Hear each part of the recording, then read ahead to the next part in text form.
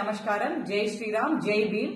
మనము చూస్తున్నటువంటిది ఏదో అమిత్ షా గారు పార్లమెంట్ లో అంబేద్కర్ గారిని ఏదో అన్నారని చెప్పి వీళ్ళు ఫుల్ ఎపిసోడ్ కూడా అది చూడకుండా తను ప్రసంగించింది వినకుండా కాన్స్టిట్యూషన్ చేతిలో పట్టుకొని ఒక భారతీయ జనతా పార్టీ ఎంపీని నెట్టివేయడం, రాహుల్ గాంధీ చేసిన అన్ని కూడా అందరం చూసాము. తెలంగాణ రాష్ట్రంలో ఏదో అవమానం చేశారని చెప్పి కాంగ్రెస్ మంత్రులు కూడా రోడ్ల మీదకి ఎక్కి నిరసన కార్యక్రమాలు తెలియజేసింది. అందులో ఒకటి నిన్న ఖమ్మంలో 3 మంత్రులు ఉన్నటువంటి ఏరియా నుంచి నిరసన ర్యాలీలో 2 మంత్రులు దాంట్లో పాల్గొని కనీసం కేంద్ర మంత్రి అంటే హోం మంత్రిగా ఉన్నారా, రక్షణ మంత్రిగా ఉన్నారన్న విచక్షణ జ్ఞానం లేకుండా ఆ బ్యానర్ మీద ఉన్నదా, నిలబడ్డామా, ఏదో నలుగురికి జై కొట్టినామా వచ్చినామా అన్నట్టుంది. అయ్యా బట్టి విక్రమార్క గారు, తుమ్మల నాగేశ్వరరావు గారు ఎవరు ఏ శాఖలో ఉన్నారో ముందర తెలుసుకోండి. మీకు తెలియకపోతే ఈ వీడియోని చూసి తెలుసుకోండి.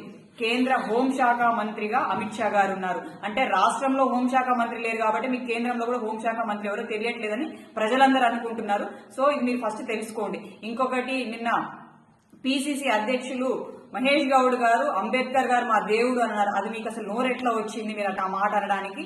అంబేద్కర్ గారిని నిలువెత్తు నిదర్శనంగా అవమానించిన పార్టీయే కాంగ్రెస్ పార్టీ.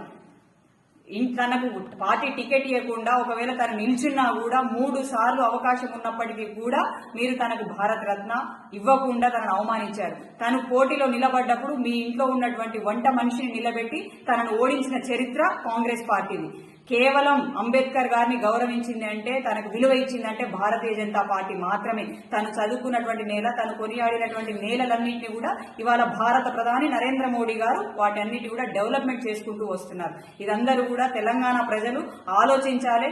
వాళ్ళు ఏదో ఒక అంబేద్కర్ గారు ఒక వర్గానికి చెందిన వారు, మాకు అంబేద్కర్ గారు అంటే ప్రేమ ఉందని చెప్పి చూపించడం శుద్ధ తప్పు. ఇది తెలంగాణ ప్రజల్ని కానీ దేశ ప్రజల్ని కానీ తప్పు పట్టించే ప్రయత్నం కాంగ్రెస్ పార్టీ చేస్తుంది. కాంగ్రెస్ అంబేద్కర్ కి బద్ద శత్రువు లెక్క చూసిన మాట అందరూ కూడా చరిత్ర తెలుసుకోవాల్సిన అవసరం ఉంది. కేవలం అంబేద్కర్ గారిని గౌరవించిందంటే భారతీయ జనతా పార్టీ మాత్రమే అని గమనించగలరు. జై హింద్, జై భారత్, జై భీమ్.